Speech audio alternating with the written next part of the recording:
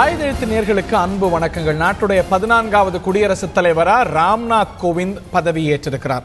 ஒரு சாதாரண குடும்பத்தில் பிறந்த அவர் இன்னைக்கு நாட்டுடைய முதல் குடிமகனாக மாறியிருப்பது உண்மையிலே வரலாற்று முக்கியத்துவம் வாய்ந்தது. ஒரு தலித் சமூகத்தை சேர்ந்த 2வது இந்திய குடியரசுத் தலைவர் அவர் என்பது குறிப்பிடத்தக்கது. மிகச் சிறப்பாக நடைபெற்ற அந்த வைபவத்தில் குடியரசுத் தலைவராக பொறுப்பேற்றிருக்கிறார். ஆனால் முதல் நாளிலிருந்தே சர்ச்சை கிளம்பி இருக்கிறது. காங்கிரஸ் கட்சி எதிர்ப்பையும் சர்ச்சையையும் கிளப்பியிருக்கிறது. அவருடைய முதல் உரையை மையப்படுத்தி சர்ச்சை கிளம்பி இருக்கிறது.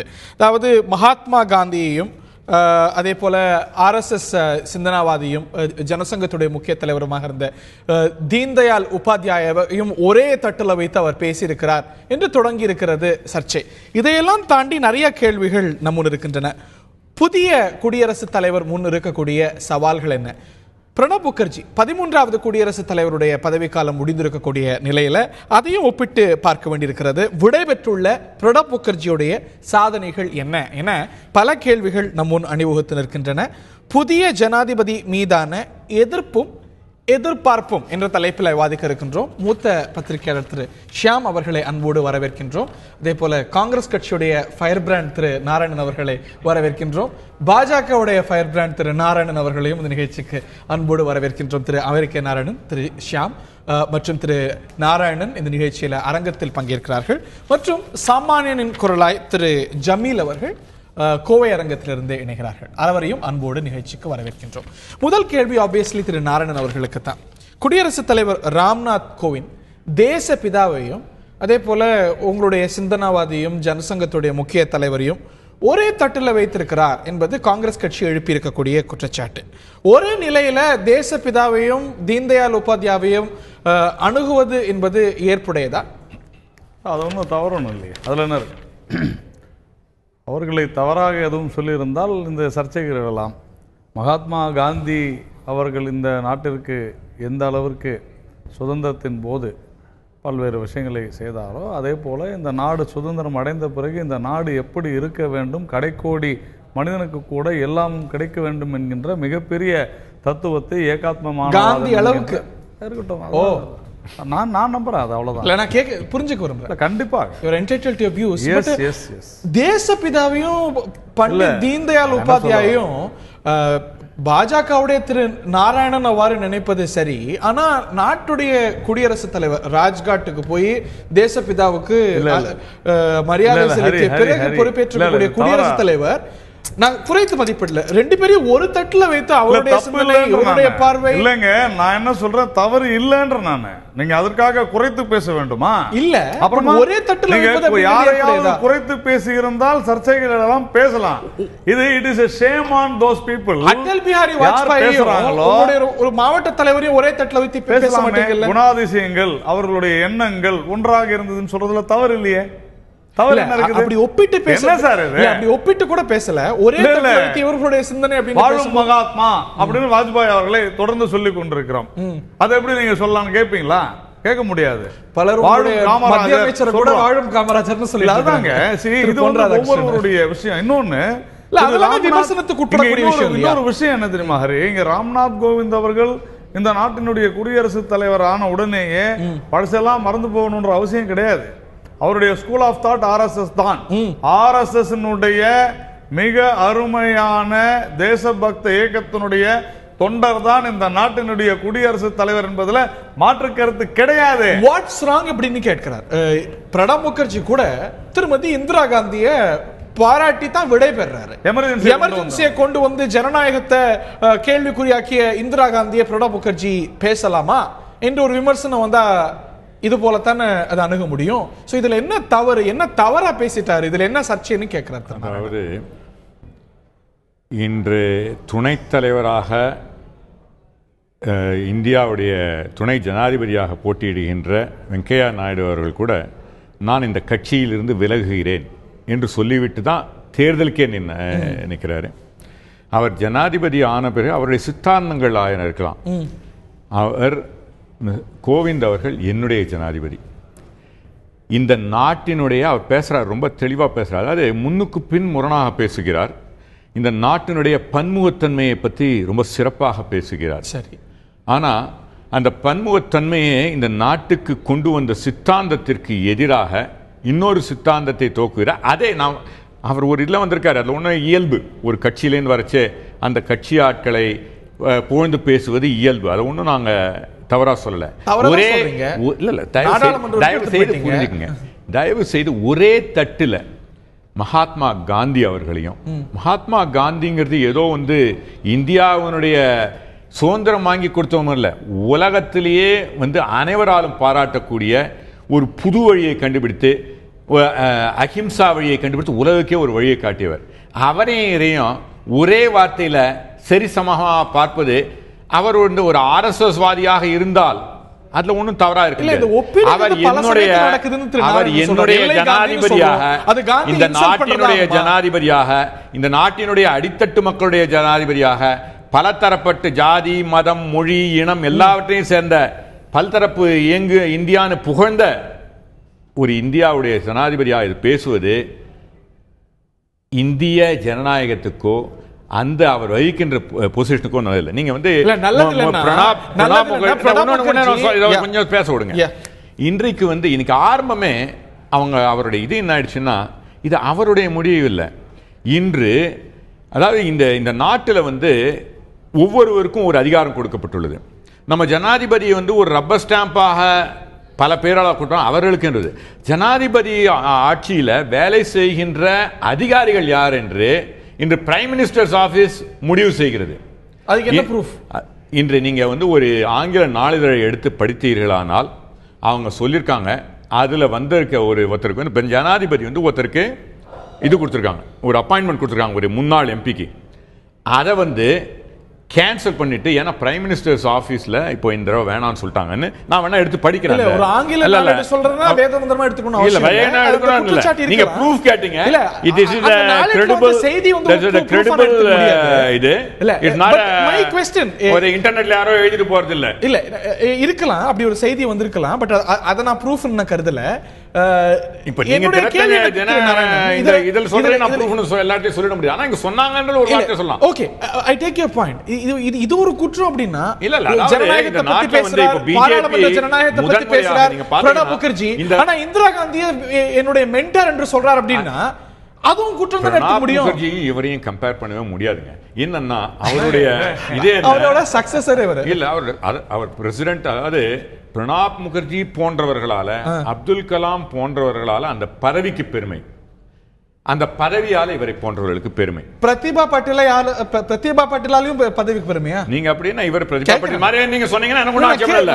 நீங்க அப்படிதானே சொல்றீங்க, இவர் பிரதிபா பட்டேல் சொல்றீங்க, அப்படிதானே சொல்றீங்க, நீங்க அதானே சொல்றீங்க. நீங்க பிரதிபா பட்டேல் மாதிரி கொண்டீங்கன்றீங்க, அதுல எனக்கு ஒண்ணும் ஆட்சேபம் இல்ல. பிரணாப் மென்ஷன் பண்றீங்க, நீங்க பிரதிபா பட்டேல் அளவுக்கு இவர் இருக்கிறார். சமகாலத்துல எப்படி நீங்க கொண்டு வந்தீங்க? பிரதிபா பட்டேலாவது நீங்க பிரதிபா பட்டேல் பல விதங்களை விமர்சனம் பண்ணீங்க, இவங்க பண்ணிருக்காரு. பிரதிபா பாட்டீல் ஜனநாயகத்தில் தேர்ந்தெடுக்கப்பட்ட ஒரு அவையில இருந்திருக்காரு, மினிஸ்டரா இருந்திருக்காங்க, இதுவா இருந்திருக்காங்க. இவர் இவருக்கு ஒரே ஒரு குவாலிஃபிகேஷன், இவருக்கு ஒரே ஒரு குவாலிஃபிகேஷன், இவருக்கு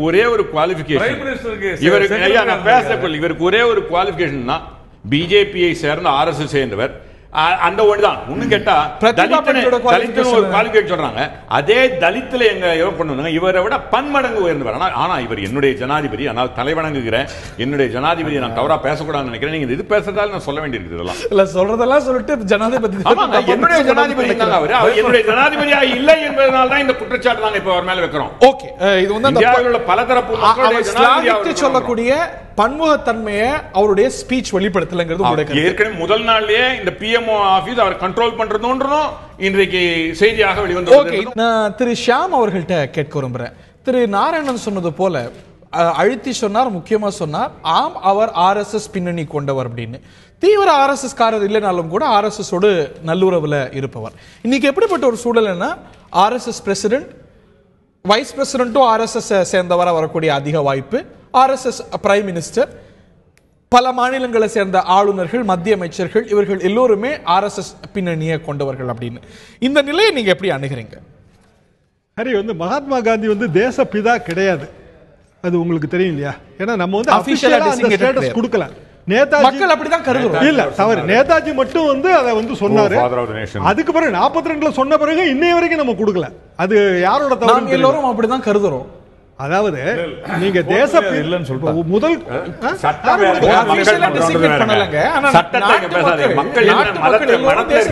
நினைக்கிறோம், தப்பு இல்ல. அப்படி பார்த்தா வந்து ஆர்எஸ்எஸ் என்பதும் வந்து ஒரு மிகப்பெரிய இயக்கம், மிகவும் புராதனமான இயக்கம். காங்கிரஸ் பேர் இயக்கம் எந்த அளவுக்கு புராதனமானதோ அந்த அளவுக்கு இல்லாவிட்டாலும் ஆர்எஸ்எஸ் இயக்கமும் புராதனமானது. அப்படி நம்ம நினைக்க கூடாதுன்னு நான் சொல்ல வரேன். எதுக்குன்னா, ஒருத்தருக்கு வந்து எதையும் கம்பேர் பண்றதுக்கான உரிமை இருக்கு. அவர் ஜனாதிபதியாக இருந்தாலும் அவர் வந்த பாதையை மறக்காமல் சொல்கிறார். எனக்கு பண்டிட்ஜி மேலேயும் மரியாதை இருக்கு, காந்திஜி பேர்லயும் மரியாதை இருக்கு. என்னை பொறுத்தவரை நான் வந்து எல்லா வரலாறுகளையும் படிப்பவன், எழுதுபவன் என்ற முறையில் எனக்கு 2 பேர் பேர்லயும் மரியாதை இருக்கிறது. ஏனென்றால் இருவருமே அவரவர்கள் வாழ்ந்த காலத்திற்கு மிகவும் வித்தியாசமாக யோசித்து மக்கள் பிரச்சனைகளுக்கு தீர்வு காண முயற்சித்தார்கள். இல்ல, மரியாதைக்குரியவர்கள் மாற்று கருத்து இல்ல. ஆனா காந்தி அவர்களுடைய ஸ்டேச்சரிங்க மக்கள் மீது அவர் எல்லா தரப்பு மக்களும், அது ரைட் விங்கோ லெஃப்ட் விங்கோ இல்லாட்டி எல்லா தரப்பு சாமானியன், காஷ்மீர் முதல் குமரி வரைக்கும் அவர் மீது இருக்கக்கூடிய நன்மதிப்பும் திரு உபாத்யாயா மேல நாட்டு மக்கள் கொண்டிருக்கக்கூடிய பார்வையும் ஒண்ணா. அதை நாட்டுடைய முதல் குடிமகன் வெளிப்படுத்தும் பொழுது உபாத்யாயாங்கிற பேரு நாராயணனுக்கு தெரியாம இருக்கலாம், இந்த நாராயணனுக்கு அந்த நாராயணனுக்கு தெரியுமா இருக்கலாம். ஆனா எனக்கு என்ன மாதிரி ஆட்களுக்கு தெரியும், கண்டிப்பாக தெரியும். எழுத்தாளர்களுக்கு தெரியாம இருக்கிறதுக்கு வழி கிடையாது. தமிழ்நாடு வந்துங்க முதல்ல இருந்தே வந்து அந்த தேசிய நீரோட்டத்திலிருந்து கொஞ்சம் விலகி இருக்கிறதுனால பல விஷயங்கள் நமக்கு புரியல. எனக்கு அது புரியாம தான் இருந்தது, நான் அதை ஒத்துக்கிறேன். ஆனால் எப்படி நாம் இதை பார்க்க வேண்டும் என்றால், மகாத்மா காந்தி மீதும் எனக்கு விமர்சனங்கள் இருக்கிறது. விமர்சனம் இல்லன்னு நீங்க எப்படி சொல்ல முடியும் ஹரி? மகாத்மா காந்தியோட இல்லன்னு சொல்லல சார். மகாத்மா காந்தி தேசப்பிதான்னு சொன்னாங்க. இருக்கட்டும், தேசப்பிதாவே இல்லன்னு இந்த ஜனநாயக நாட்டுல நீங்க எல்லாரும் விமர்சிக்கக்கூடிய தேசப்பிதா நீங்க ஏதோ சொல்றீங்க. இல்ல இல்ல, நீங்க மனசுல இருக்காங்க, மக்கள் மனசுல ஏன் மனசுல இல்லீங்க? இந்த பாருங்க, அதாருங்க, நீங்க வந்து கடவுளே இல்லன்னு சொல்லலாம், கடவுள் இருக்குன்னு சொல்லலாம். அப்படி நான் சொல்லவே இல்ல. பாருங்க, ஆனால் இன்று பெரும்பான்மையான 180 பேர் வந்து சொல்லச்சு. தயவு செஞ்சு கேளுங்க, தேசப்பிதானா ஒரு ஸ்டேட்டஸ் இல்லையா? தேசிய கீதம் மக்கள் மனசுல இருக்குது. தேசிய கீதம் மக்கள் மனசுல 1000 பேர் இருப்பாங்க. இல்ல, நீங்க 1000 பேர் நீங்க போய் இன்னைக்கு 10 பேர் தெரு முனையில நின்று இன்னைக்கு நான் பந்தயம் பண்றேன், 10ல 7 பேர் தேசப்பிதா யாருன்னா மகாத்மா காந்தின்னு சொல்லுவாங்க. தேசிய மொழி அது, இந்தியாவுடைய தேசிய மொழின்னு எனக்கு எதுவுமே கிடையாது. தேசப்பிதான்னு யாரும் கிடையாது. அதாவது ஒரு சிக்கல் இல்ல. நீங்க வந்து டெக்னிக்கலா பேசுறீங்க. நான் சொல்ற டெக்னிக்காலிட்டி நான் அங்கீகரிக்கிறேன். இன்னைக்கு பாஜக கூட இந்த விமர்சனத்தை இன்னைக்கு காந்தி மேல எங்களுடைய கட்சியுடைய சித்தாந்தமே காந்திய சோசியலிசம் சொல்லக்கூடிய கட்சி. 1952 பிபிசி அம்பேத்கர், நீங்க வெப்சைட்ல போய் பாருங்க, ஒரு ஆடியோ வரும். அம்பேத்கர் பேசுறார், I don't call Mahatma as Mahatma because he is not Mahatma.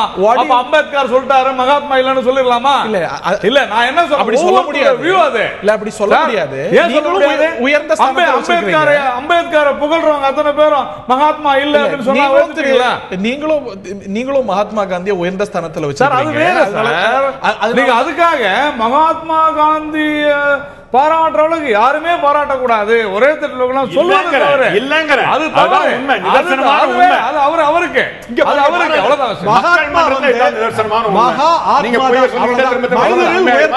மனிதரில் மாணிக்கம் யாருக்கு? அவரை வந்து மகாத்மாவாக மதிப்பவர்களுக்கு, அவ்வளவுதானே. இது என்னது பெரிய குழப்பம்? அதே மாதிரி வந்து பண்டிட்ஜியை வந்து இன்னொருத்தங்க மகாத்மாவை வகிச்சிருக்கலாம்ல. மகாத்மாங்கிறது நாம வேற யாரையும் மகாத்மா சொல்ல, வேற யாரையும் தேசப்பிதான் இந்தியாவில் சொல்ல. மகாத்மா நாங்களும் சொல்றோம், அம்பேத்கர் சொல்லியிருக்கிறார் மகாத்மா இல்லன்னு சொல்லியிருக்காரு. குடியரசுத் தலைவர் மகாத்மா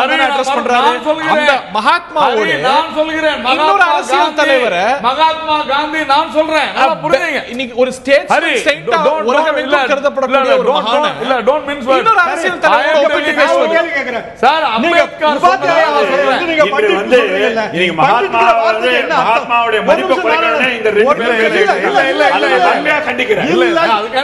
நீங்க வந்து உபாத்யாயா அந்த முயற்சியை நாட்டை பிளவுபடுத்தும் சக்திகள் முயற்சி பண்ணிட்டு இருக்காங்க. நீங்க இந்த நாட்டை பிளவுபடுத்தும் செலுத்தும் சக்திகள் மகாத்மாவை வந்து திரு ஷாமுடைய கருத்து தெரியுது. 28 வருஷமா இந்தியால இருக்கு. நான் 28 வருஷமா உபாத்யாயா வந்து பண்டிட்ஜின்னு சொல்றீங்களா? நேருஜியை பண்டிட்ஜின்னு தான் சொல்றீங்க. அது ஒரு நாமன் குலேச்சர். எதுக்கு நான் முதற்கட்ட கருத்து திரு ஜமீலுடைய கருத்தை கேட்க விரும்புறேன். திரு ஜமீல் நாட்டுடைய முதல் குடிமகனாக திரு ராம்நாத் கோவிந்த் பொறுப்பேற்றிருக்கிறார். அவருக்கு வந்து முதல் நாள்லயே காங்கிரஸ் கட்சி எதிர்ப்பு தெரிவிக்குது. அந்த எதிர்ப்பு ஏற்புடையதா? உங்களுடைய எதிர்பார்ப்பு என்ன? இந்தியாவினுடைய முதல் குடிமகனான திரு ராம்நாத் சிங் அவர்களுக்கு என்னுடைய வாழ்த்துக்களை தெரிவித்துக் கொள்கிறேன். திரு நாராயணன் சார் கூறியது போல் கட்சிக்கு அப்பாற்பட்டு அவர் இருக்கலாம், எதே ஆர்எஸ்எஸ்ஸாக இருக்கலாம், பிஜேபியாக இருக்கலாம். ஆனால் ஜனாதிபதி என்ற ஒரு பொறுப்பை ஏற்ற பின்பு அவர் இன்றைய முதல் ஒரு சர்ச்சைக்குள்ள காந்தியோ உபேத்ராவை பற்றியோ பேச இருக்கிற இந்த நேரத்தில் அவர் ஆற்ற வேண்டிய பணிகளை பற்றியும் அவர் சிறப்பாக செய்ய வேண்டிய திட்டங்களை பற்றியும் எடுத்து கூறினால் மிகவும் நல்லதாக இருக்கும் என்பதே இந்த சாமானிய மக்களுடைய ஒரு சின்ன ஒரு வேண்டுகோளாக இருக்கிறது. ஐயா, இது ஒரு நான் இஷ்யூ. அவர் யாரை பத்தி எவ்வளவு நேரம் பேசினார், யாரையும் ஒப்பிட்டார் அப்படிங்கிறது நான் இஷ்யூ. கவனம் செலுத்த வேண்டிய எத்தனையோ விஷயம் இருக்குன்னு நீங்க கருதுறீங்க? கண்டிப்பாக கண்டிப்பாக இது ஒரு பெரிய பிரச்சனை இல்லாமல் அவருக்கு இல்ல நான் கேட்டு தெளிஞ்சுக்கிறேன். அவர் தெளிவுபடுத்திக்கிறாரு. ஆனா அவர் நான் இஷ்யூன்னு சொன்னதா நான் புரிஞ்சிக்கல. நீங்க மேபடி நான் ஒரு கேள்வி நான் மாத்தி கேக்குறேன். நீங்களே கேளுங்க. நீங்க வந்து அவர் வந்து மகாத்மா காந்தியும் அவர் உங்களை தாங்க சொல்றாரு. நான் கேள்வி கேக்குறேங்க. அவர் திரும்ப பண்றேன். அவர் வந்து அவருடைய பார்வையில இருந்து அவர் புரிஞ்சுக்கிட்டு கேட்டாரு. அது உங்களுக்கு சரியா புரிஞ்சாது இல்ல. நான் எப்படி நீங்க சொன்னதை புரிஞ்சுக்கிட்டேன் நான் சொல்றேன். அது சரியா தவறா நீங்க சொல்லுங்க. சாமானிய மக்கள் எப்படி நினைக்கிறாங்கன்னு நீங்க சொல்றீங்க. நான் நினைக்கிறேன்னா மகாத்மா காந்தியும் இவர் ஷாம் பிரசாத் அவர் பேர் என்னங்க, அவரையும் எனக்கு பேரே தெரியாது. எனக்கு பேர் தெரியல. எனக்கு பேர் தெரியல. எனக்கு பேர் தெரியல. நான் வந்து என்னுடைய அறியாண்மையை நான் ஒப்புக்கொள்கிறேன். அறியாண்மையை நான் ஒப்புக்கொள்கிறேன். அறியாமல் வந்து விவாதம் செய்வது நீங்க அதை கூட சொல்லுங்க. அதையும்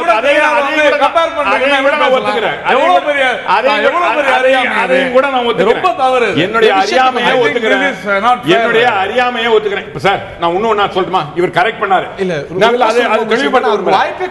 அவர் அறியாம சொன்னாரு. அவர் என்ன சொன்னாரு? கோவிந்த் பேர்ல ராம்நாத் சிங் சொன்னாரா இல்லையா? நான் ஒரு சாமானியர். இந்தியால எல்லா சாமானியர்கள் எங்க தவற நாங்க ஒத்துக்கிறோம். அது ஒன்றும் பெரிய விஷயம். பட் கமிங் பேக் சார், நீங்க சொன்னது இவங்க ரெண்டு பேரும் ஒப்பிட்டு அந்த நேரத்தில் ஒப்பிட்டு இருக்க வேண்டாம். பல முக்கிய விஷயங்களை விட்டுட்டு இதை போய் இவங்க ரெண்டு பேரும் ஒரே வார்த்தையில மகாத்மா காந்தியும் ஒப்பிட்டு பேசியிருக்காரு நீங்க சொன்னா நான் புரியல. தப்பா சரியா சார்? நீங்க சொல்லிடுங்க, மற்ற கருத்துக்களையும் சொல்லிடுங்க. உங்களோட முதல் கட்ட பார்வையை பதிவு செஞ்சிருங்க. அதுதான் சேர்த்து சொல்லிடுங்க. திரு ஜமீல் தொடர்ந்து இன்றைய தினத்தில் இருக்கிறது.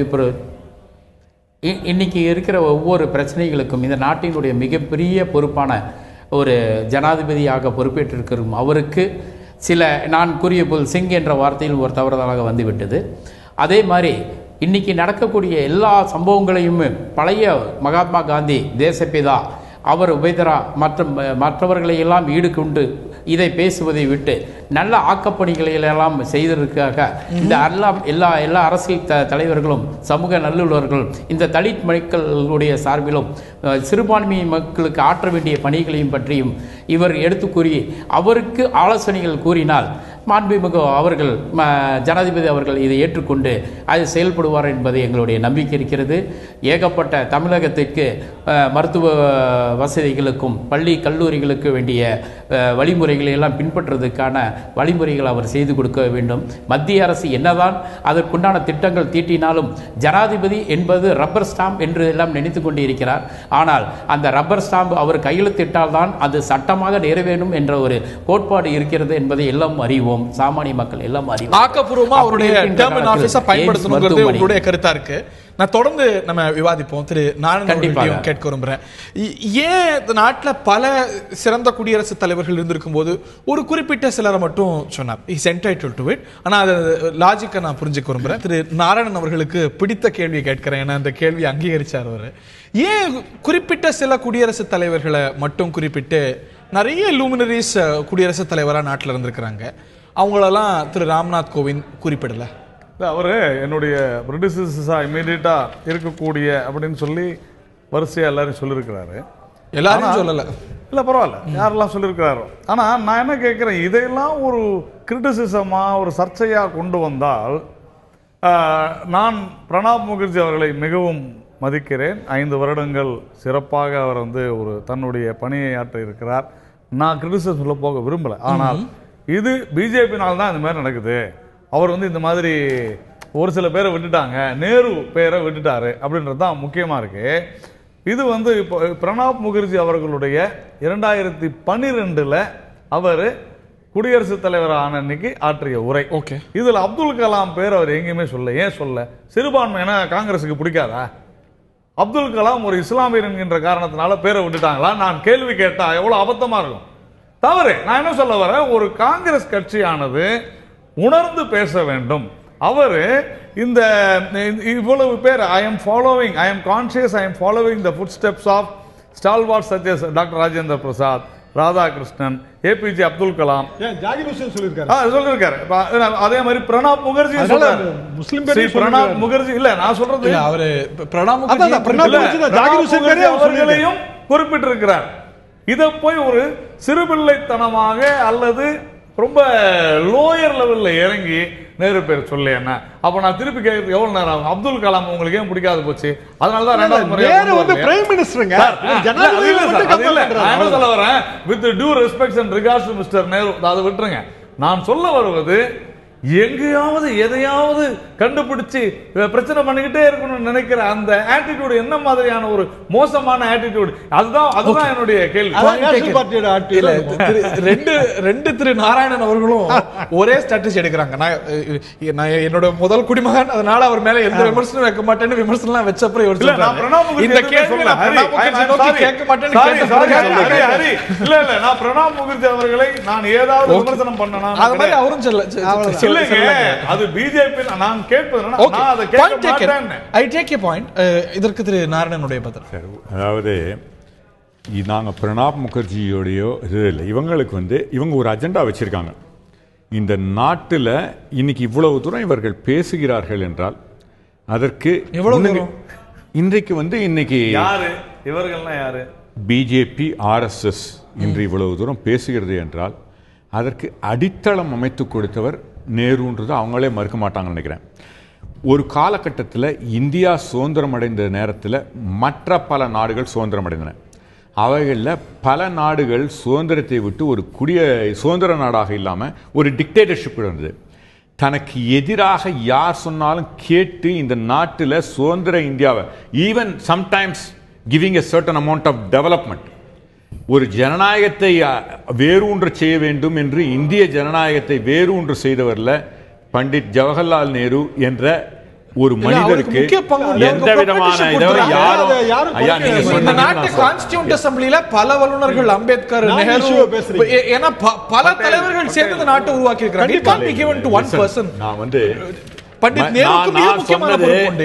கான்ஸ்டிடியூஷனல் அசம்பிளியை பத்தி பேசல. நீங்க எல்லாம் விஷயம் தெரிஞ்சுட்டு தான் பேசுறீங்க. ஆனா சில நேரம் தெரியாத மாதிரி கேட்காத மாதிரி சொல்வீங்க.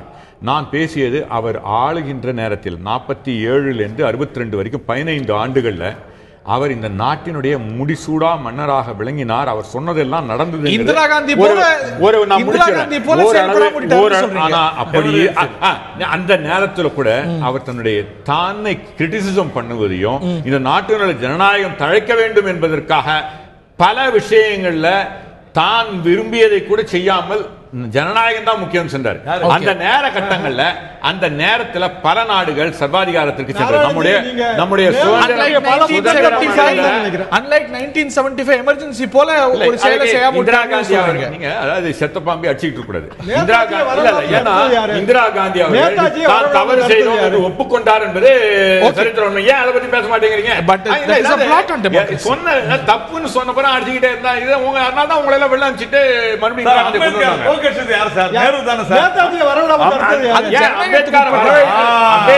கொண்டு வந்ததே காங்கிரஸ் தான். நல்லா இருக்கட்டும். காந்தியடிகள் சொல்லி நேரு கிட்ட கேள்வி சர்வாதிகாரமா இன்னைக்கு பிஎம்ஓ ஆபீஸ் முடிவெடுக்கிறேன். இன்னைக்கு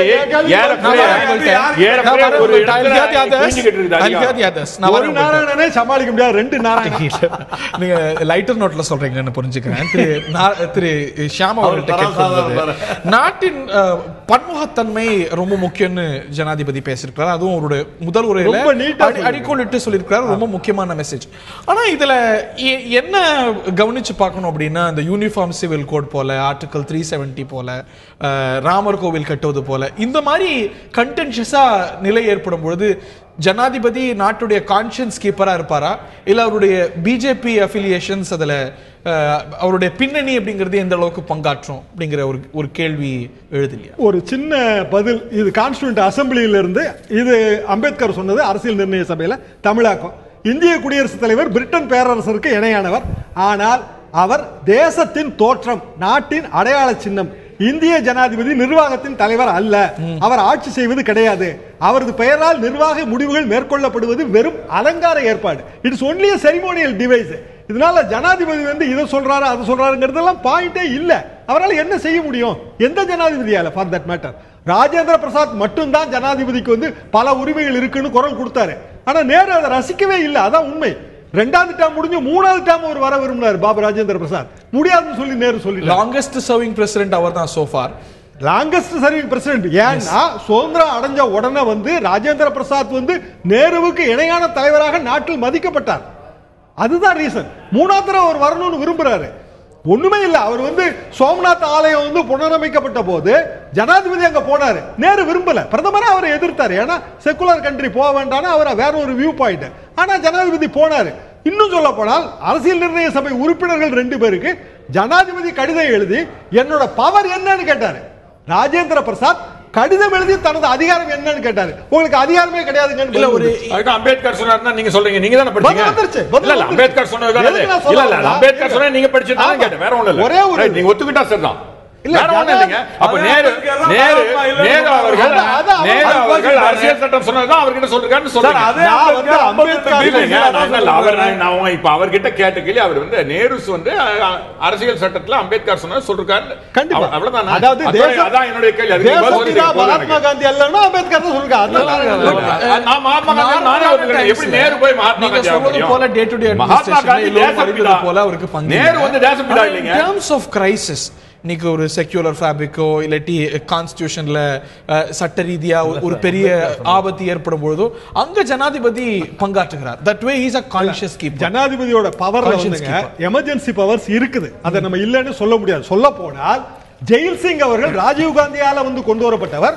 ஒரு காலகட்டத்தில் போவார்ஸ் பீரங்கி பேர ஊழல் வந்த போது ராஜீவ் காந்தி அரசையை டிஸ்மிஸ் பண்ணலாமான்னு யோசிச்சிருக்காரு. அதுக்கெல்லாம் வரலாறு இருக்கு. மை பிரசிடென்ஷியல் இயர்ஸ் ஆர்வங்கிட்ட புத்தகத்தை எடுத்து படிச்சு பாருங்க. நாராயணன் ஜெய் உங்களுக்கு நான் புக் 4 அனுப்பி விடுறேன். படிச்சீங்கன்னா உங்களுக்கு பழைய வரலாறு தெரியும். ஜனாதிபதி அவர் எழுதுகிற புத்தகத்தை யார் வேணா என்ன வேணா எழுதலாம். காலகட்டம் ஜனாதிபதி எத்தனை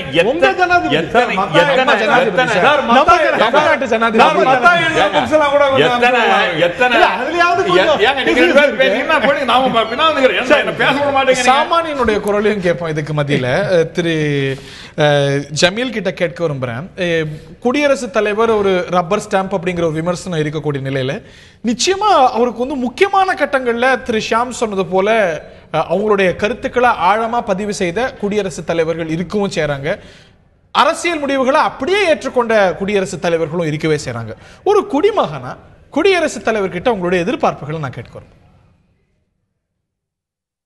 இந்திய மூத்த குடிமகன் திரு ராம்நாத் கோவிந்த் அவருடைய முதல் இந்த என்ன சொல்கிறது ஃபஸ்ட்டு பேபி பார்ன் பேபிங்பாங்க அந்த மாதிரி அவர் வந்திருக்கிற இந்த ஜனாதிபதி பொறுப்புக்கு வந்திருக்கிறார். இந்த தலித் மக்களுக்கும் இஸ்லாமிய மக்களுக்கும் மற்ற கிறிஸ்துவ மக்களுக்கும் சீக்கியர்களுக்கும் இவர் எதிராகவும் மற்ற அரசியல் விமர்சகர்களுக்கு ஈடுபட மாட்டார் என்பதே எங்களுடைய சாமானிய மக்களுடைய கருத்து. இன்றைய நிலை சூழ்நிலையில் பார்த்தால் அந்த பக்கம் சைனா போர் கொடுக்க போகிறது, இந்த பக்கம் பார்த்தால் பாகிஸ்தான், இங்கே உள்நாட்டில் ஏகப்பட்ட பிரச்சனைகள் இருக்கிறது என்றதெல்லாம் கருத்து நிலவி கொண்டு வரும் வகையில் இவர் இந்த பதவியை பொறுப்பேற்றிருக்கிறார் என்பதே நாங்கள் அதை எதிர்பார்ப்புடன் இருக்கிறோம் சாமானிய மக்கள். என்ன காரணம் என்றால் கருணை மனுகள் எடுத்து வையுங்கள். இஸ்லாமியர்களாகட்டும் கிறிஸ்தவர்களாகட்டும் சீக்கியர்களும் தூக்கு தண்டனைக்காக கருணை மனு கொடுத்துவிட்டு ஏகப்பட்ட பேர் வந்து இன்னும் வெயிட் பண்ணிகிட்டே இருக்கிறாங்க. அந்த யாருமே கருணை மனுவெல்லாம் இப்போ வந்திருக்கிற இந்த ஜனாதிபதி நிச்சயமாக பரிசீலிப்பார், தீர்க்கமான முடிவு எடுப்பார் என்பதையும் ஐயப்பாடு இல்லை. அதே போல் ஏபிஜே அப்துல் கலாம் அவர்களை இரண்டாவது முறையாக கொண்டு வருவதற்காக இந்த பாரதிய ஜனதா கட்சி முயற்சி செய்த போது இந்த காங்கிரஸ் அவர்கள் அது இரண்டாவது முறையாக அவருக்கு வாய்ப்பு வழங்காமல் இருப்பதையும் இந்த இடத்தில் சுட்டிக்காட்ட இருக்கிறேன். ஏன் என்ற காரணம் என்று தெரியவில்லை, அரசியல் விமர்சகர்களுக்கு தான் தெரியும். திரு ஷியாம் சொல்ற போது எத்தனை பேர் அந்த முதல் ஜனாதிபதியாக பதவியேற்றாலும் அடுத்த முறை வருவதற்கு பிரதமரோ மற்ற அமைச்சர்களோ மற்ற அரசியல் விமர்சகர்களோ நிர்பந்திக்கவில்லை என்பதுதான் உண்மை. ஓகே, திரு அமெரிக்க நாராயணன் அவர்கள்ட்ட கேட்க விரும்புகிறேன். பிரணாப் முகர்ஜியோட இவரை ஒப்பிடாதீங்க அப்படிங்கிறீங்க. என்ன காரணத்தினால இவரையும் ஒப்பிடவே முடியாது அப்படின்னு சொல்றீங்க? அதாவது பிரணாப் முகர்ஜி அவர்கள் பல அரசியல் இதில் பல பொறுப்புகள், கட்சியில் மட்டும் இல்லாமல் அரசியலில் பல பொறுப்புகள், ஒரு mature politician of a stature of the world leader, டிப்ளமேட்ஸும் சரி மற்றவங்க சரி, இவர் அதெல்லாம் பார்த்தல. நீங்கள் ஒன்று வேணாம், இந்த இன்னும் ஒரு விஷயம் சொல்கிறேன். அதுக்கு முன்னால் நான் ஒரு இதே விஷயம் சொல்கிறேன். நான் ராம பக்தன், நல்லா புரியுது. பிரதிபா பாட்டீல் மாதிரி இல்லாம பிரணாப் முகர்ஜி had the stature-ங்கறீங்களா? இல்ல பிரதிபா பாட்டீல் நான் ராம பக்தன். ஆனா இந்த ஜனாதிபதியினுடைய பதவி ஏற்கும்போது ஜெய் ஸ்ரீராம் அப்படின்னு அங்க பின்னால இருந்து ஒரு பெரிய கும்பல் சத்தம் போடுது. நான் ஒரு கேள்வி கேட்கிறேன். அதே நேரத்துல மற்ற மத நம்பிக்கைகள், நான் ராமபக்தன், நான் ஜெய் ஸ்ரீராம் சொல்ற விரும்புறேன், நான் விரும்புறேன். இல்ல பாரத் மாதா கி ஜெய் வேற, அல்லாஹ் அக்பர் சொல்றேன், இல்ல பிரேஸ் ஜீசஸ் சொல்றேன். அங்க வந்து இது அவசியமா? எல்லாருக்கும் உரிமை. இந்த நாட்டை எப்படி எடுத்துட்டு போறாங்க, இந்த ஒரு முக்கியமான பதவி ஏற்பு நாட்டை எப்படி எடுத்துட்டு போறாங்க பாத்தீங்களா? எப்படி எடுத்துட்டு போறாங்க பாத்தீங்களா? இது ஒரு வெட்கப்பட வேண்டிய விஷயம் இல்ல. இல்ல குடியரசுத் தலைவர் வெட்கப்பட வேண்டிய சரியா தப்பான வாதத்துக்குள்ள அவசியம் எப்படி? அதாவது ஒரு குடியரசுத் தலைவருடைய பதவி ஏற்பு இதுல நிகழ்ச்சியில only invitees are there. ஒன்னும் சாதாரண வந்து ஒரு அடிமட்ட தொண்டன் உணர்ச்சியால பேசுங்க. இத பிளான்ட் இது ஒவ்வொரு இதுலயும் நான் பேசுறேன். பிளான்ட் செய்து RSS இதுல இல்ல, there are invitees.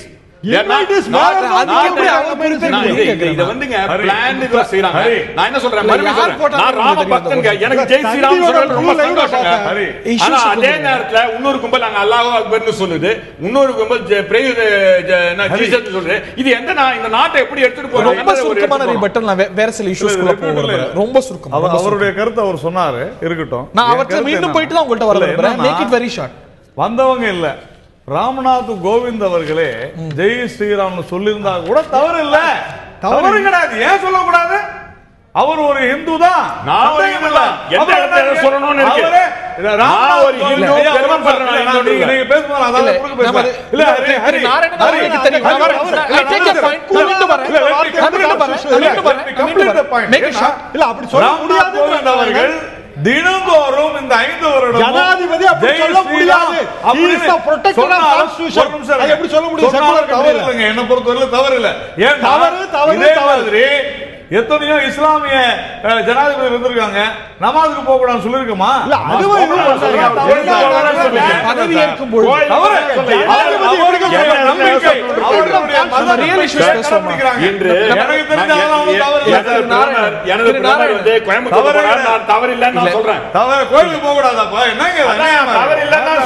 சிறிய விஷயங்களை என்ன நடந்தது இல்ல, சின்ன விஷயம் இல்ல சார். ஒரு ஜனாதிபதி பதவி ஏற்பு விழா ஒரு முக்கியம். அதுல வந்து பல இது பிரணாப் முகர்ஜியோட ஏன் ஒப்பிட முடியாதுன்னு சொன்னீங்கன்னு கேக்குறேன். அதுக்கு வருவோம். அது சொல்ல முடியலங்கிறதுனால தான் இது. நீங்க தனிப்பட்ட வகையில போக வேண்டாம். மிஸ்டர் நாராயணன் மறுபடியும் சொல்றேன். பிரணாப் முகர்ஜி அவருடைய படிப்பு, அவருடைய இது படிப்பை விட அவர் வகித்த பதவிகள் அதான் சொல்றீங்க. நான் விட்டுட்டேன் சொல்றேன். நீங்க பாராட்டப்பட்டிருக்காரு. ஒரு முதலமைச்சர் கவர்னரை பாராட்டுறது ரொம்ப கஷ்டம். அவரோட டர்ன் அவர் முடிச்சிட்டோம். ஷாம், உங்க பர்மிஷன் இல்ல இஷ்யூஸ்க்கு வந்துருங்க sir. I already have very little time. Basically I think the kind of positions here, அவர் எந்தெந்த வேலையை செய்திருக்காரு, எந்த கேபினெட், முக்கிய கேபினெட் அமைச்சர்கள் பல பிரச்சனைகளை தீர்த்திருக்காரு, பல பிரச்சனைகள் கடினமான நேரங்களில் இந்தியாவை வழிநடத்தியிருக்காரு. அந்த குடியரசுத் தலைவரா ஏன் இதுல வந்து ஒரு கணிசமான பகுதி பாஜக ஆட்சியும் கூட. அதுல நீங்க சொல்ற எந்த விஷயத்தை பாரதிய ஜனதா கட்சி வராம இருக்கலாம் இல்லங்க. ஒரு 2014 இருந்து 17 வரைக்கும் பாஜக ஆட்சி தானே. அதுல பிரணாப் முகர்ஜி நீங்க போற்றும்படியா உங்களுக்கு விரும்பும்படியா என்ன செஞ்சாருன்னு நான் புரிஞ்சுக்க நான் சொல்ல வேணாம். இவரை கேளுங்க, நமது பிரதமர் மோடிஜி அவர்களை கேளுங்க. பிரணாப் முகர்ஜியை பத்தி அவர் எவ்வளவு ஆலோசனைகளை வழங்கினார், எப்படி வழி நடத்தினார்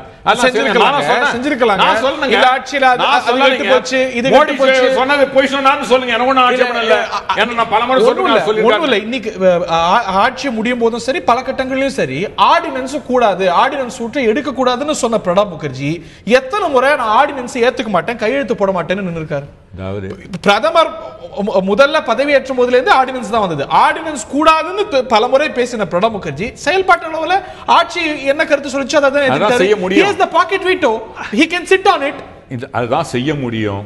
அதாவது ஒரு இவர் வந்து கேபினட் சொல்வதை செய்துதான் ஆக வேண்டும் என்று இந்தியா சொல்லுது. பாக்கெட் வீட்டோ வந்து ஒரு முறை ஏற்படலாம். பதவி வந்து இந்த நாட்டில் வந்து ஜனநாயக நாடு நடத்தல. அதனுடைய பிரின்சிபலை புரிஞ்சுக்கணும். The principle is the government is governed by the elected representatives, not by the President of India. அதனால அவர் செய்திருக்காரு. ஆனா இவருக்கும் அவருக்கும் உள்ள வேற்றுமை இவருக்கும் இல்ல இருக்கு. இவருக்கும் அவர்களை வந்து பல அட்வைஸ், அதாவது ஜனாதிபதியோட வேலை வந்து பாக்கெட் வீட்டோதோ கையெழுத்து போடுவதோ மட்டும் இல்ல, பல நேரங்கள்ல இந்த அரசு எப்படி வழி நடத்தணும்னு அவருடைய எக்ஸ்பீரியன்ஸ் வச்சு சொல்றது. தலைவர் இவர் பிரணாப் முகர்ஜி அவர்கள் கேபினெட் மினிஸ்டரா இருக்கும்போது கூட காங்கிரஸ் மினிஸ்ட்ரியில பல கமிட்டிகளுக்கு அவர் தான் தலைவராக இருந்தார். ஏன்னா பல கஷ்டமான நேரங்கள்ல அவர் எப்படி உங்களுக்கே சிரிப்பு வரல அவரையும் இவரையும் கம்பேர் பண்ணச்சு. எனக்கு வரலங்க. நீங்க சொல்றதனால மக்கள் பாத்துக்கிட்டு இருக்காங்க. நீங்க சொல்றதனால பாத்துக்கிறாங்க, சிரிக்கிறாங்க. நீங்க உங்க புன்சிரிப்பு அடக்க முடியாம இருக்கீங்க. தவறு இல்ல. இவருக்கும் அவருக்கும் மலைக்கும் மடுவுக்கும் உள்ள வித்தியாசம். இவர் ஒரே ஒரு காரணம், அவர் வந்து பிஜேபியில ஆர்எஸ்எஸ்ல இருந்தார்ன்றதை தவிர, இன்னும் கேட்டா தலித்துல கூட எங்க மீரா குமாரி அவர்கள் அவரை விட பல வகைகளை தவிர இருந்தாலும் அவர் என் நாட்டு இன்றைய நான் ஏற்றுக்கொள்கிறேன். பிரதிபா பாட்டீல் போல ஸ்டேச்சர் இல்ல. நீங்க கேட்டீங்க, ஆமா நீங்க வேணா கம்பேர் பண்ணுங்க நான் சொன்னேன். ஒரு முறை கூட நான் வார்த்தையை உபயோகப்படுத்தல. நான் திரு ஷியாம் அவர்கள்ட்ட கேட்க விரும்புறேன். இன்னைக்கு எல்லாரும் எதிர்க்கிறாங்க. இன்னும் சொல்ல போனா இதுல குறிப்பிட வேண்டிய ஒரு முக்கியமான விஷயம் என்னன்னா, அவர் பீகார் கவர்னரா இருந்த பொழுது அந்த பொறுப்புக்கு அவரை அமர்த்திய போது நிதிஷ்குமார் அந்த மாநிலத்துடைய முதலமைச்சர் இல்ல நான் அதை ஏத்துக்க மாட்டேன் அப்படின்னு எதிர்ப்பு கொடுத்ததா செய்தி. ஒரே முதலமைச்சர் அவர் பிரசிடென்ஷியல் கேண்டிடேட்டா அறிவிக்கப்பட்ட போது முதல்ல பாராட்டினவர்கள திரு நிதிஷ்குமார் ஒருத்தர். சோ ஒரு எதிர்க்கட்சி சிஎம் உடைய நம்பிக்கையை கூட அவரால் பெற முடிஞ்சது. சோ அது போல அவர் வந்து முன்பு அதிகம் பிரபலமாகாத ஒரு நபர்னாலேயே இந்த விமர்சனங்கள்லாம் எழுதுன்னு நினைக்கிறீங்களா? அவருடைய பிரசிடென்சி மேல இருக்கக்கூடிய எதிர்பார்ப்புகளும் பற்றி உங்களுடைய இறுதியான கருத்து? இந்த நாட்டில் வந்து சுதந்திரம் ஆன பிறகு ஒரு நல்ல கன்வென்ஷன் இருந்துச்சு. என்னன்னா, துணை ஜனாதிபதியை தான் ஜனாதிபதி ஆக்கிட்டு இருந்தோம். அந்த கன்வென்ஷன் உடைஞ்சு போய் ரொம்ப நாள் ஆச்சு, ரொம்ப வருஷமாச்சு. அப்படி ஆக்கியிருந்தா நம்ம அமெரிக்க நாராயணன் சொல்ற மாதிரி ரொம்ப அனுபவம் வாய்ந்த ஒருவர் வந்து இயல்பாக ஜனாதிபதி பதவிக்கு வந்திருப்பார். ஏன்னா துணை ஜனாதிபதி ராஜ்யசபாவோட சேர்மனாகவும் இருக்கிறதுனால. ஆனால் அந்த கன்வென்ஷன் இப்ப இல்லைங்கும் போது நம்ம வந்து we are trying new faces only. அதுல இவர் வந்து எப்படி இருந்தாருங்கிறத நிச்சயமாக நீங்க சொன்னபடி வந்து பீகார்ல எப்படி நடந்து கொண்டார் என்பதை வைத்துத்தான் அவர் அடுத்த கட்டமாக என்ன செய்ய போகிறார் நம்ம யூகிக்க முடியும். ஏனென்றால் கவர்னரும் ஜனாதிபதியும் தான் ஆன் பார் நம்ம கம்பேர் பண்ண முடியும். ஓகே, சோ இன்னொரு கான்ஸ்டிடியூஷன் ஆபீஸ்ல முகர்ஜி அளவுக்கு இவரும் திறமையானவர் நீங்க சொல்றீங்க. பின்னாடி பார்க்கணும். that has to be proven. பீகார்ல அவர் வந்து அவரை முதல்ல எதிர்த்த முதலமைச்சர் நம்பிக்கை பெற்றார்னு சொல்லிட்டு இவர் அவரும் ஒரே மாதிரி நடுநிலையாளரான ஷாம் சொல்கிறார். நான் என்ன சொல்றேன்னா, கவர்னராக இருந்தபோது அவர் நடந்து கொண்ட விதத்தினால் நான் இப்படி உணர்கிறேன். மிஸ்டர் நாராயணன் இறுதியான கருத்து. யாரும் குறுக்கிடாத இருந்தா எனக்கு சந்தோஷம். யாரையுமே நான் வந்து கம்பேர் பண்ண விரும்பல. இன்றைய குடியரசுத் தலைவர் திரு ராம்நாத் கோவிந்த் அவர்கள் ஆர்எஸ்எஸ் என்கின்ற மிகப்பெரிய தேசபக்த இயக்கத்திலிருந்து, பாரதிய ஜனதா கட்சியிலிருந்து வந்தவர். மிக சிறப்பாக இதுவரைக்கும் இருந்த குடியரசுத் தலைவர்கள் அத்தனை பேரும் எப்படியெல்லாம் இந்த நாட்டை வழிநடத்தினார்களோ அதே போன்ற ஒரு சிறப்பான பணியை செய்வார் என்பதில் மாற்று கருத்து இல்லை. யாரையும் கம்பேர் பண்ண வேண்டியதும் இல்லை, எடை போட்டு தராசு போல பார்க்க வேண்டியதும் இல்லை. சிறப்பான பணியாற்றுவார் என்பதைத்தான் நான் சொல்கிறேன். அதுதான் நாட்டு மக்களுடைய நம்பிக்கை. திரு ஜமீலுடைய இறுதியான கருத்து ரொம்ப போறதுக்கு முன்ன ஜமீன் கிட்ட ஒரே ஒரு வார்த்தை, இவர் இந்த ஜனாதிபதி கிட்ட எந்த மெர்சி பெட்டிஷனும் இல்ல. சொல்லுங்க நாராயண் சார். திரு ஜமீல், ஏன்னா பெரும்பாலான மெர்சி பெட்டிஷன் அவர் ரிஜெக்ட் பண்ணிட்டார். அவர்கள் எல்லாவற்றையும் எடுத்துக்கிட்டு ரிஜெக்ட் பண்ணிட்டார். Zero zero zero mercy petition. Thiru Pranab Mukherjee பெரும்பாலான மெர்சி பெட்டிஷன் ரிஜெக்ட் பண்ணிட்டார். அதாகப்பட்டது இந்திய மூத்த குடிமகனுடைய திரு ராம்நாத் கோவிந்த் அவர்களுக்கு இந்திய ஜனாதிபதியாக பொறுப்பேற்றிருக்கிறார்கள். சென்ற ஜனாதிபதிக்கும் இவரையும் ஒப்பிட்டு பார்க்கும் என்ற ஒரு கருத்து வந்தது. அதுக்கு நாராயணன் அவர்கள் கூறியது போல் அவர்கள் இந்திரா காங்கிரஸ் ஆட்சியில் 2 ஆண்டு காலமும் இன்றைய மோடி ஆட்சியில் 3 ஆண்டுகள் ஆட்சியும் அவர் பதவி வகித்து வந்தார் என்பதே பிரணாப் முகர்ஜி என்பதை நாடே அறியும். இன்றைய ஜனாதிபதி அவருக்கு தலித் மக்கள் இல்லாமல் அனைத்து சமூக மக்களும் இந்திய நாட்டின் ஒருமைப்பாட்டை காக்க வேண்டும் என்பதையும் உறுதியாக இருக்கிறார் என்பதே எந்தவித ஐயப்பாடு இல்லை. என்ற காரணம் என்னவென்றால் அவர் கவர்னராக இருந்து இன்று ஜனாதிபதியாக தேர்வு செய்யப்பட்டிருக்கிறார். வாக்கு சதவீதங்கள் மாநில அரசுகளிலிருந்தும் பெற்றிருக்கிறார். மத்திய அரசினுடைய எம்பிகளும் அவரை வாக்களித்திருக்கிறார்கள். எல்லா மக்களும் அவரை வரவேற்றிருக்கிறார் என்பதே அந்த தேர்வு முடிவு நன்றாக நம்மளுக்கு வெளிப்படுகிறது. இன்றைய இருக்கிற காலகட்டத்தில் பக்கத்து நாடுகளுக்கு உண்டான உறவுகளையும் அதேபோல் மாநில அரசுகளுக்கு அதிகமான நிதி உதவிகளை வகுத்து நல்ல பல திட்டங்களை செயல்படுத்த வேண்டும் என்பது தமிழக மக்களின் சார்பிலும் இந்திய மக்களின் சார்பிலும் நாங்கள் எதிர்பார்த்து. நன்றி திரு ஜமீல். நன்றி திரு ஜமீல். இந்த நிகழ்ச்சியை இந்த தருணத்தில் நிறைவு செய்தாகணும். அவர் ஒரு முதல் குடிமகன், அலங்கார பதவி வகிப்பவர், இப்படியெல்லாம் ஒரு இயல்பான ஒரு புரிதல் இருந்தாலும் கூட குடியரசுத் தலைவர் இந்த நாட்டுடைய கான்ஷியன்ஸ் கீப்பர். இந்த நாட்டுடைய மனசாட்சியை, இந்த நாட்டுடைய தன்மையை கட்டி காக்கிறதுல அவருக்கு ரொம்ப முக்கியமான பங்கு உண்டு. அதுவும் குறிப்பாக சிக்கல்கள், சவால்கள், இந்த நாட்டுடைய பன்முகத்தன்மைக்கு, இந்த நாட்டுடைய ஒருமைப்பாட்டுக்கு, இந்த நாட்டுடைய ஒற்றுமைக்கு வரும்பொழுது அதில் ரொம்ப முக்கியமான பங்கு அந்த இக்கட்டான காலகட்டங்களில் குடியரசுத் தலைவருக்கு உண்டு. சட்ட சிக்கல்கள், அரசியல் அமைப்பு ரீதியான சிக்கல்கள்லாம் வரும்பொழுது குடியரசுத் தலைவர் ரொம்ப முக்கிய பங்காற்றுகிறார். அந்த சவால்களை எல்லாம் சிறப்பாக சவால்கள் ஏற்படுமாயின் அதை செவ்வனே செயல்படுத்துவார் என்பதுதான் எல்லாருடைய எதிர்பார்ப்பு. இந்த நிகழ்ச்சியில் பங்கு கொண்ட விருந்தினர்கள் அனைவருக்கும், பார்த்த நேயர்களுக்கும் நன்றி கூறி விடைபெறுகின்றோம்.